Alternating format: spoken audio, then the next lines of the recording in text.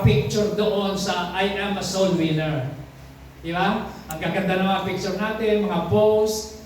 Pero hindi doon po natatapos yung ating kagalakan sa picture. So masaya po yun. Masaya yung anniversary. Masaya ang tao. Masaya lahat. Talaga pong na-bless pati mga bisita. Pero hindi doon po natatapos yung ating kagalakan.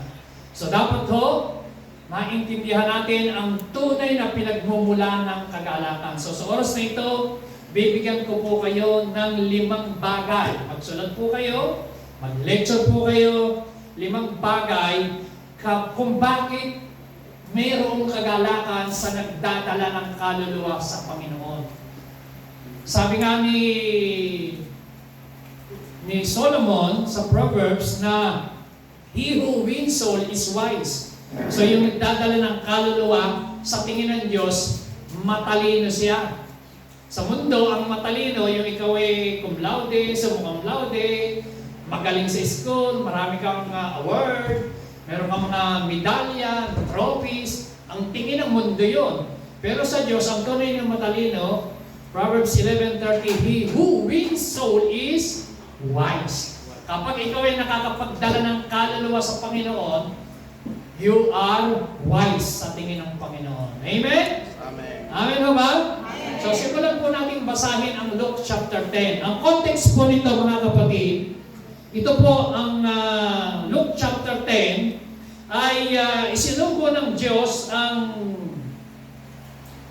mga disipulo na pinahayo niya. Dito po makikita natin sa NIV 72. Sa ibang translation, tulad ng King James, 70. So, 70 o 72, ang importante, sila po ay pinahayo ng Lord para ho magpagaling, magpalayas ng demonyo, bumuhay ng patay, gumawa ng mga himala, and to preach the kingdom of God.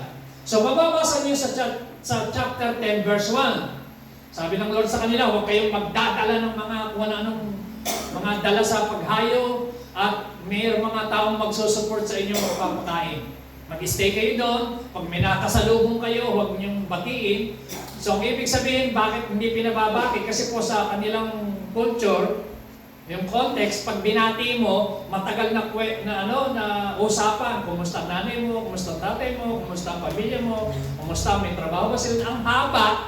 So, maubos na yung oras mo sa paghayo. Pinakikita ron, there is urgency sa paghayo, sa pangangaral. So, hindi ibig sabihin, ayaw ni Lord na ikaw ay magbati. Hindi po yun ang point. Ang point doon, pag binasa mo yung Luke chapter 10, so kung babasahin po natin, ay yun ho ang pinakikita diyan. Hindi po dahil ayaw ni Lord na batiin natin yung tao. Kaya sabi ni Lord, tingnan niyo po, the harvest is plentiful, but the workers are few.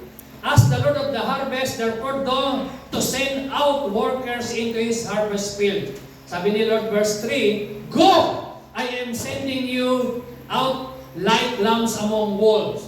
Pinusugo niya yung mga disciple, go! Sabi ng Lord, go! Sabi niya po, go! Go! So ito po mga kapatid, una, it's a command.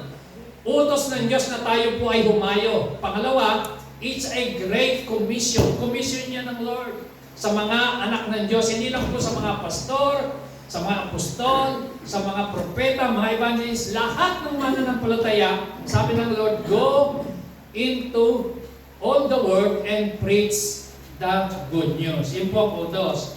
Ngayon, sabi ni Lord, do not take a purse or bag or sandals, do not greet anyone on the road. Yan ang sinasabi ko kanina. Huwag kang magdadala ng mga bag, ng kung ano, ng pabigat. Ibig sabihin, sa paghayo, dapat light ka lang, light. And when you enter a house, first say peace to this house. If someone who promote peace is there, your peace will rest on them. If not, it will return to you. So stay there, eating and drinking. So kasama po yan. Pag ikaw ay humayo, papakainin ka, papainumin ka. Whatever they give you, for the workers deserve his wages. So do not move around from house to house. Ano sabi ni Lord? Heal the sick who are there and tell them the kingdom of God has come near to you. Yun po ang sabi ng Panginoon. So, pagkatapos nilang humayo, ito po ang good news. Ayan ho, verse 17. After na sila po ay humayo, the 72 returned with joy. Sabihin niyo po, return with joy. Return with joy. So mga kapatid, meron pong kagalakan sa paghayo na hindi ito nararanasan ng mga hindi humahayo. Amen?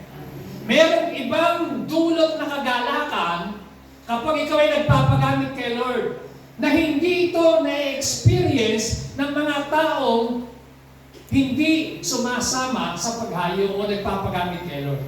Ang nakakaranas lang niya ng joy na yon, yung mga taong lumalabas na humahayo at nagpapagamit kay Lord.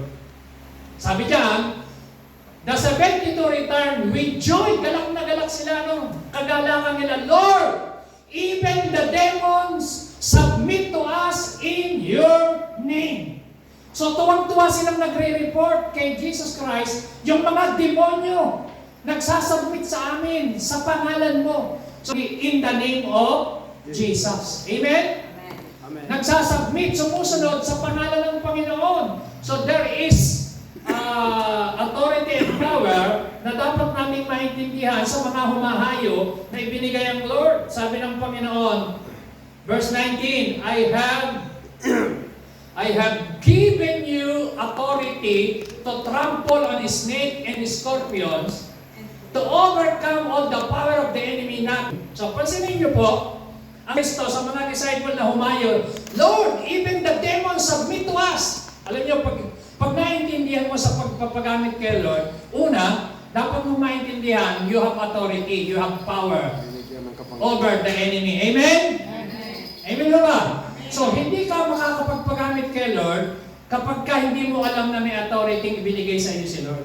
So, tandaan mo, yan ang una, sagot ni Lord sa mga disciple, meron kayong authority. Ang authority na yan to overcome all the power of the enemy. Amen?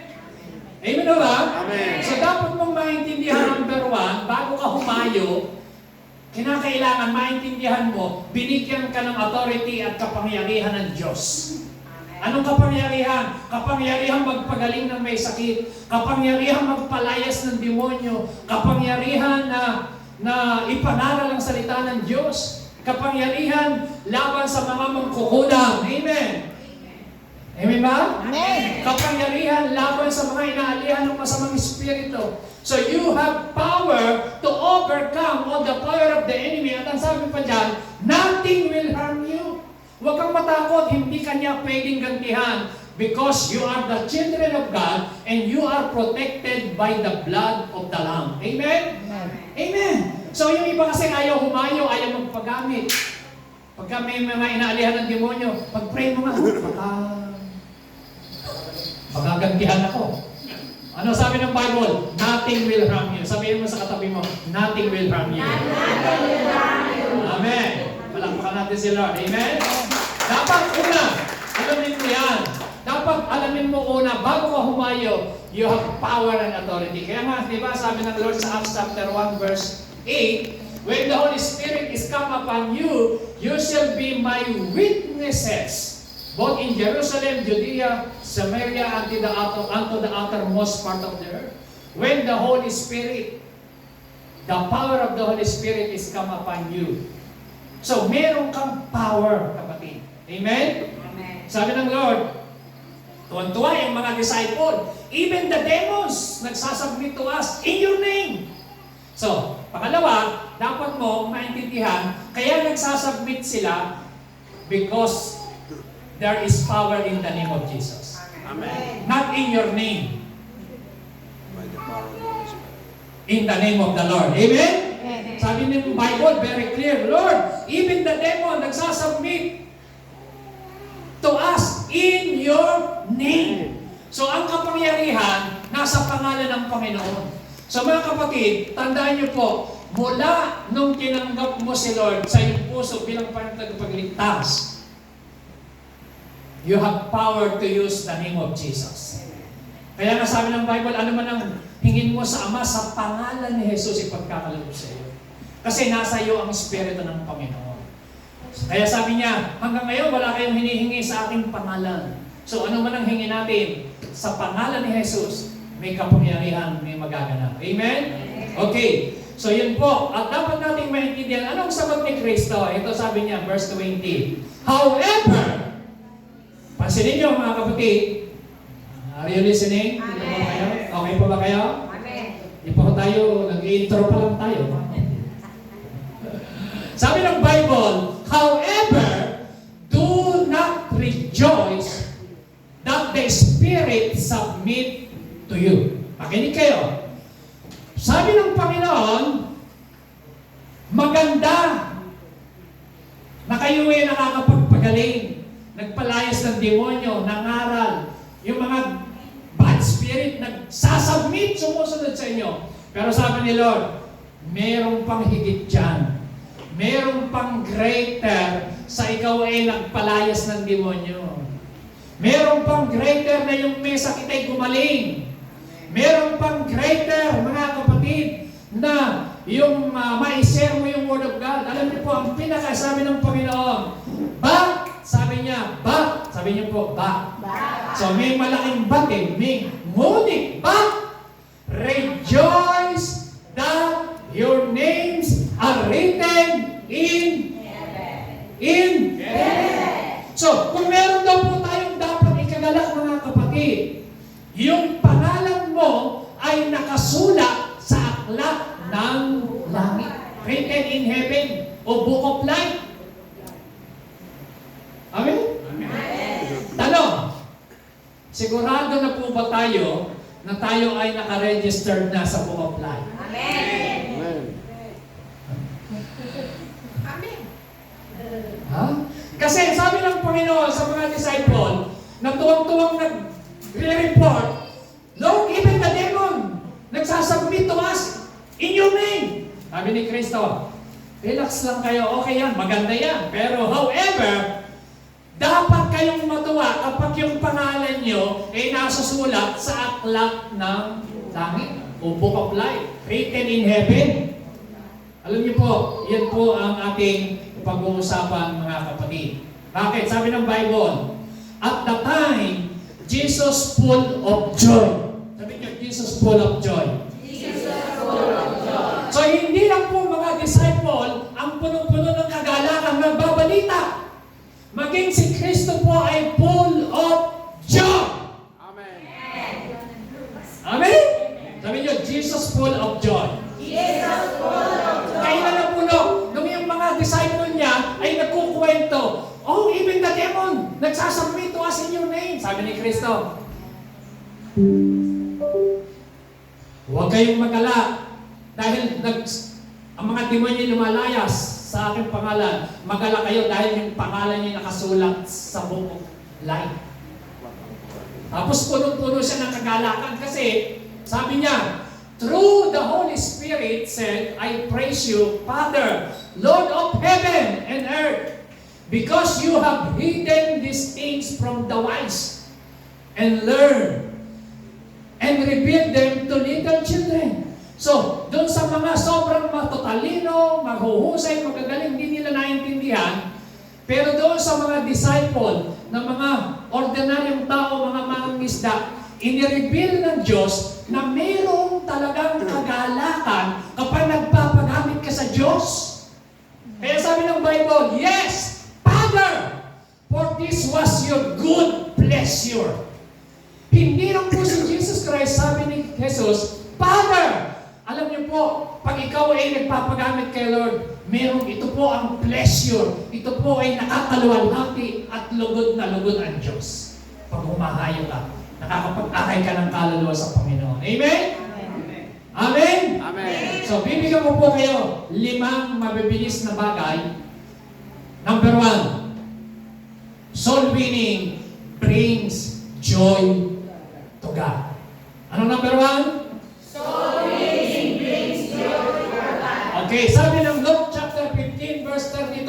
Alam niyo po yung yung context. Yung isang magulang, meron po silang 2 anak, isang panganay, isang bunso. Tapos yung bunso, kinuha niya yung parte niya na mana sa magulang, lumayo, nilustay sa palunging pamumuhay hanggang sa siya po ay naghirap, wala siyang makain, kahit pagkain ng baboy, walang magbigay. At siya po ay tatlong bagay ang makikita niyo po sa tao na yon. Una, siya po ay homeless. Sabi niyo, homeless. Homeless. Pangalawa, helpless. Pangatlo, hopeless. So, yung pong prodigal son, nakita ko po tatlong bagay. Homeless, helpless, hopeless. Nawala. Yan po ang naranasan niya.